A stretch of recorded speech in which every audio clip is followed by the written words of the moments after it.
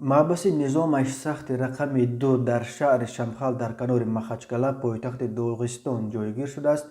اسم این محبس 3 ماه پیش ورد زبانهای رسانه ها شد.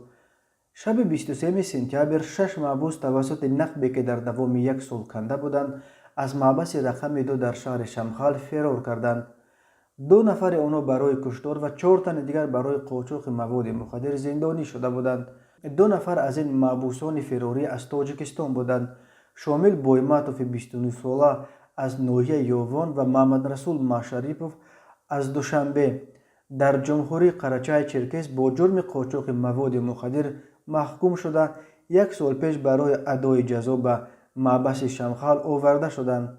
بویماتوف به 12 سال زندان و ماشریپوف به 8 سال زندان محکوم شده بودند. همه این 6 محبوس از محبس رقم 2 فرار کرده بعد یک هفته روز 30 سپتامبر در حدود ناحیه با داغستان هممرز لگن قلمیقستان بازداشت کردند. خدمات مطبوعات ریاست زندانهای جمهوری داغستان روسیه خبر داد که در حدود محبس رقم 2 کوادرکوپتر را مشاهده کردند که در آسمان در بالای این محبس چرخ میزد.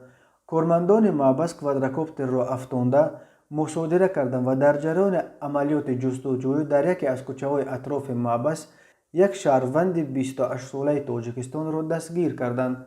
او اعتراف کرده است که با این وسیله میخواست با یاری کوادرکوپتر برای محبوسان محبس رقم 2 تلفن‌های موبیلی بفرستد.